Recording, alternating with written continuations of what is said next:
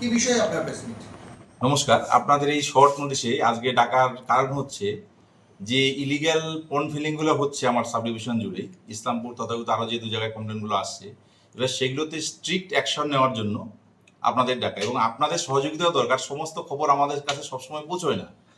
এবার আগে কি হয়েছে সেটা বাদ দিয়ে এখন আমরা যেটা হয়েছে, আমাদের এটা একদম গভর্নমেন্ট জিরো টলারেন্স নীতি নিয়েছে, যে যেখানে পাবো আমরা আগের অবস্থায় ফিরিয়ে দেওয়ার জন্য আমরা সর্বতভাবে চেষ্টা করব। আর এই ব্যাপারে আপনাদের সাহায্য আমাদের একান্তই কাম্য, যে আপনাদের মাধ্যমে বিভিন্ন জায়গায় কোথায় হয়েছে না হয়েছে সেগুলো যদি আমাদের আনে। কয়েকটা আমাদের নজরেও আছে, এর মধ্যে আমার কাছে ধারাবাহিকভাবে এসছেও কমপ্লেন, সেগুলো আমরা যত তাড়াতাড়ি সম্ভব আমরা ব্যবস্থা নিয়ে সেগুলো রেস্টোরেশন করব। বলছি স্যার, কোন কোন এলাকায় রয়েছে যদি একটু বলেন। ইসলামপুর মিউনিসিপ্যালিটি তো একটা আমার নজরে রয়েছে, যেটা আপনাদের সংবাদ মাধ্যমের মাধ্যমে জেনেছি, সেটার কিছুটা ব্যবস্থা নিয়েছি কিন্তু ফুল হয়নি। আপনার চাকুলিয়াতে একটা আমার জানা আছে, যেটা হাইকোর্টে হয়েছিল, সেগুলো আমার জানা আছে।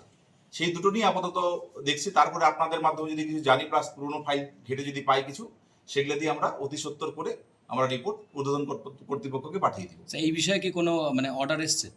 অর্ডার ছিল না, অর্ডার সেরকম না, আমাদের যেটা ডাইরেকশন এসছে পরিষ্কার ডাইরেকশন, লিখিত অর্ডার সেটা আসেনি, কিন্তু পরিষ্কার ডাইরেকশন আমার আছে অথরিটির কাছ থেকে, যে জিরো টলারেন্স স্থিতি নিয়ে আপনি এটাকে রেস্টোরেশনের ব্যবস্থা করুন ইমিডিয়েটলি। স্যার বলছি, যেসব মনে করেন পুকুর ভরাট করে নির্মাণ অলরেডি হয়ে গেছে, সেসব ক্ষেত্রে কি করা হবে? সেটার ক্ষেত্রে আমরা পুরো রিপোর্ট করে জানাবো, তারপরে অ্যাজ পার ইনস্ট্রাকশন অথরিটি যেটা উনি ব্যবস্থা নিতে বলবেন আমরা নেব। বলছি জলাভূমি বুঝিয়ে দেওয়াটা, এটা একটা বড় হচ্ছে অফেন্স আইনের চোখে। সেই জায়গায় ইতিমধ্যেই বহু জায়গাতে পুকুর ভরাট হয়ে সেখানে বড় বড় কনস্ট্রাকশন হয়েছে, এবং এক্ষেত্রে দেখা গেছে যে পৌরসভা তাকেও, মানে যেটা একটা হচ্ছে লোকাল অ্যাডমিনিস্ট্রেশন, তাকেও বুড়ো আঙুল দেখিয়েছে, এবং আপনাদের ভূমি এবং রাজস্ব দপ্তর তাদেরকেও বুড়ো আঙুল দেখিয়েছে। তাদের উদ্দেশ্যে আপনার একজন আধিকারিক হিসেবে কি বার্তা থাকবে? একদমই, যে যেটা করেছেন এখন, যেটা আপনার পরিষ্কারই কথা, আমরা অনেকবার আপনাদের নোটিশও করেছি, আমি তাদের উদ্দেশ্যে করেছি যারা এই অনৈতিক কার্যের সাথে যুক্ত আছে, আপনারা নিজেরাই করে ফেলুন। আর নতুবা প্রশাসন নিজের মতো ব্যবস্থা নিবে, এমনভাবে ব্যবস্থা নেবে যে আপনারা করতে বাধ্য হবেন। যে জিরো টলারেন্স মানে আমরা কোনো কিছু শুনবো না এখন আর। সাহেব, একটা প্রশ্ন, মানে ইতিপূর্বেও যেটা উঠে এসেছিল সংবাদ মাধ্যমে, আমরাও বহুবার ব্রেক করেছি যে ভূমি দপ্তরের একাংশ এই কাজগুলোর মধ্যে লিপ্ত। তো সেই যে যেমন রাজ্য সরকার এখন দেখা যাচ্ছে আগের ফাইলগুলো খুলছে, তো সেই ধরনের কোনো কিছু পেলে কি রাষ্ট্রিক অ্যাকশনের দিকে আপনারা এগোবেন? একদমই তাই, যদি কেউ থাকে এই ডিপার্টমেন্টে কেউ থাকে, তা আমরা তদন্ত করে দেখে ব্যবস্থা নিব। নর্মালি কি হয়, কারো হয়তো অনুপস্থিত জানে বা না, যদি লিখিত তো এগুলো আর করে না, রাতের অন্ধকারে এই কাজটা বেশি হয়। যদি থাকে আমরা অবশ্যই ব্যবস্থা নেব তার এগেনস্টে। সাম্প্রতিক দেখা গেছে ইসলামপুর শহরের অফসারা মোড় এলাকায় সেখানে একটি বড় জলাভূমি, সেটি ভরিয়ে দিয়ে একাধিক প্রতিষ্ঠান গড়ে উঠেছিল, এবং নতুন করে আরো দু তিনটে প্রতিষ্ঠান রাতের অন্ধকারে কাজ করছিল। আপনারা সেখানে গিয়ে নোটিশও ঝুলিয়ে দিয়েছেন এসডিএলও বা বিএলও দপ্তর থেকে, কি বলবেন? হ্যাঁ, আমরা সেটাও করেছি। আমরা করে যে সেকশন হয় নির্দিষ্ট সেকশনে আমরা করেছি। এরপরে প্রভিশন ছিল আমার এফআইআর করে ওনাকে রেজিস্ট্রেশনের ব্যবস্থা করা। এবার অথরিটির সাথে কথা বলে সেটা যত দ্রুত সম্ভব আমরা সেই রেজিস্ট্রেশনের ব্যবস্থাটা আমরা করব। মানে প্রশাসনের পক্ষ থেকে কি এফআইআর করা হচ্ছে? অবশ্যই তাই, যে আমাদের নির্দিষ্ট ধারা আছে সেই অনুসারে প্রশাসনই আমরা এফআইআরটা করব। সেই ক্ষেত্রে ওই অপসর মোড়েই আরেকটি বাড়ি আছে, দীর্ঘদিন ওই পুকুরেই রাজনৈতিক প্রভাবশালী ব্যক্তির বাড়ি, সেটাকেও কি ভাঙা হবে? এবার খোঁজ নেব, যদি দেখি সত্যি সত্যি সেটা ক্লাসিফিকেশন পুকুর ছিল তাহলে রিপোর্ট নেব, তারপরে যেরকম আমাদের নির্দেশ আসবে সেই নির্দেশ অনুসারে আমরা। তাহলে তো স্যার পুকুরে যদি মনে করেন যে পূর্ববর্তীকালে যদি দেখা যায় যে এক বা একাধিক যদি বাড়ি এরকম বানানো হয়, তাহলে সেক্ষেত্রে তো ভাঙার প্রস্তুতি তো আপনাদের নিতে হবে। ব্যাপার আছে। এবার সেটা যদি একটা নির্দিষ্ট কাট অফ ডেট আছে আমাদের 1986 সালের, সেই ডেটের পর যদি আগে যদি নর্মাল কোর্স অফ অ্যাকশনে পুকুর যদি ভর্তি হয়ে যায়, সেটা কিন্তু বেআইনি পড়ে না। তারপরের ডেটের গুলোর ক্ষেত্রে আমরা অ্যাকশনটা নেব। গোটা ইসলামপুর সাব ডিভিশনের মধ্যে, যেহেতু আপনি একটা মহকুমা আধিকারিক, সেটা হচ্ছে যে জমির ধরন ক্লাসিফিকেশন চেঞ্জ করে দিয়ে জমি মাফিয়াদের মাধ্যমে বিভিন্ন লোকের কাছে জমি চলে গেছে। এমনকি অনেক সর্বহারা মানুষও দেখা গেছে যে অল্প পয়সায় পাচ্ছেন বা কম দামে পাচ্ছেন বলে সেই ক্লাসিফিকেশন চেঞ্জ হওয়া জমিগুলোকে নিয়ে সেখানে তারা বাড়িঘর করেছে। তাদের প্রতি আপনাদের কি? এবার আপনারা যেটা বললেন, আপনারা সেরকম যদি কিন্তু সত্যি কিছু থেকে থাকে, আমার যে বিষয়টা জানা নেই, আপনারা যদি সেরকম কাগজ আমাকে দিতে পারেন, অবশ্যই তদন্ত করে ব্যবস্থা নেব তার এগেনস্টে।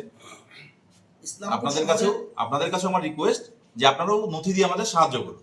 ইসলামপুর শহরের একদম মানে হার্ট অফ দ্য টাউন বলা যেতে পারে, কংগ্রেস রোড এলাকায় একটি পুকুর, বড় পুকুর, সেটা নিয়ে একটা হচ্ছে আপনার অস্থিরতা তৈরি হয়েছিল ভূমি মাফিয়াদের মাধ্যমে।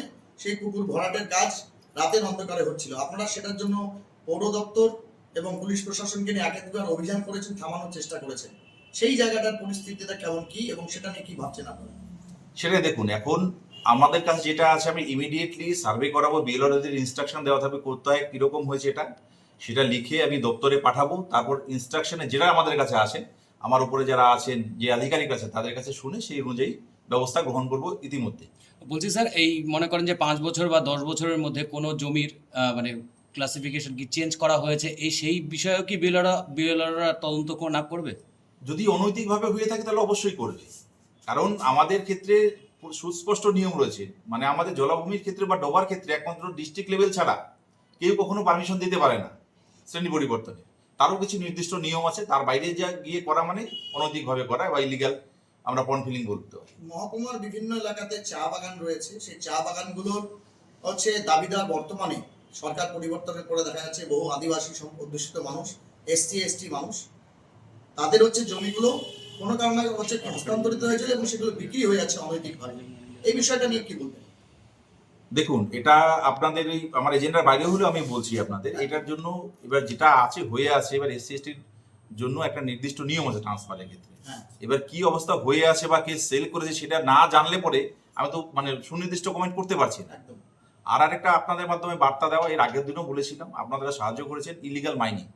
এখন প্রচুর পরিমাণে আমরা রেড হচ্ছে এবং নাকা আবার ফুল ফ্লেজে চালু চোপড়া। এই কয়েকদিনের মধ্যে আমার সাব ডিভিশন দিয়ে ডিস্ট্রিক্ট অ্যারাউন্ড 7-8 লাখ টাকা আমরা ফাইনও করেছি। ইভেন আজকেও 2-3টা গাড়ি ধরা পড়েছে। আপনাদের মাধ্যমে এই বার্তাটাও থাকলো, এই পুকুরের পাশাপাশি যদি ইলিগাল মাইনিং হয় দয়া করে আমাদের জানাবেন, যাতে আমরা অতি সত্বর ব্যবস্থাটা নিতে পারি। যদিও সেটা জলসম্পদ দপ্তরের অধীন, কিন্তু ভূমি রাজস্বের সঙ্গে যুক্ত, সেটা হচ্ছে অবৈধ বালি খাটা। না, জলসম্পদ না, এটা আমাদেরই হাতে আছে। এবিটিসিএল যদিও মেনটেন করে, কিন্তু রক্ষণাবেক্ষণ বা ইসে বলেন আমাদের হাতেই আসে, মানে রয়্যালটি বা চালান জেনারেট করাটা আমাদের আসে। ইসলামপুর শহরের অনতি দূরে দোলনচা নদী, সেখানে অবৈধ মাইনিং এর খবর পেয়েছেন আপনারা। একবার আপনাদের দপ্তরের সহযোগিতায় পুলিশ বেশ কিছু অবৈধ গাড়ি এবং বুলডোজার ইত্যাদি যা কিছু আছে সেগুলো হচ্ছে একবার হচ্ছে কাস্টডিতে নিয়েছিল। আইনানুগ ব্যবস্থা হয়েছে, মহকুমা শাসকও ব্যবস্থা নিয়েছিলেন। তাদের উদ্দেশ্যে কি বার্তা থাকবে যারা হচ্ছে তাদের যারা এতদিন করেছিলেন শুধরে যান, এখন ধরলে পরে নির্দিষ্ট ধারায় রীতিমতো আপনাদের এগেনস্টে ব্যবস্থা নেওয়া হবে। ইসলামপুর বাজার, চোপড়াঝাড় মৌজা এবং ভুজাগা মৌজা, সেখানকার হচ্ছে যে আপনার হচ্ছে জমি সংক্রান্ত যে কাগজপত্র, পর্চা ইত্যাদি খতিয়ান, সেগুলো নিয়ে একটা হচ্ছে টাল ভাঙা ছিল বা মনে কোনো সেটা খোলা হয়নি। আপনি তো মহকুমা হচ্ছে ভূমি দপ্তরের আধিকারিক, সেই বিষয়ে মানুষকে কিভাবে আশ্বস্ত করবেন? চোপড়াঝাড় মৌজাটা আমি আশাবাদী খুব তাড়াতাড়ি খুলবে, কারণ আমাদের যে ডিটেল রিপোর্ট এতদিন ছিল না। আমার যতদূর নিজের ধারণা 30 তারিখ জানুয়ারি 30-এ আমরা ডিপার্টমেন্টে পাঠিয়েছি ওটা। এবার ওখান থেকে আমাদের সেটা এলে পরেই আপনার যেটা অনুমতিটা গভর্নমেন্ট থেকে এলে পরেই আমরা চালু করে দেব। অনেকদিন আপনারা ধৈর্য ধরেছেন, আর কিছুদিন করুন চোপড়াঝাড়, যাতে করে আমরা সমস্যাটা যাতে খুব তাড়াতাড়ি সমাধান করতে পারি। স্যার বলছি, স্যার বিভিন্ন জায়গায় দেখা যায় যে সরকারি জমি জবরদখলের একটা বিষয়, এবং এখন যারা মন্ত্রী রয়েছেন সেই মন্ত্রীরা থেকে শুরু করে মুখ্যমন্ত্রী বলেছেন এই বিষয়েও জিরো টলারেন্সের একটা বার্তা দিয়েছেন, যে কোনোভাবেই সরকারি জমি দখল করে থাকা যাবে না। তো সেই বিষয়টাও কিভাবে দেখছেন? একদমই তাই। আমাদের এর আগেই আমাদের সরকারি জমিতে বোর্ড লাগানো আছে, বিভিন্ন মার্কিং আছে, যদি করে তার জন্য নির্দিষ্ট ধারা আছে, সেই ধারায় তাদের উচ্ছেদ করা যাবে। ধন্যবাদ সবাইকে।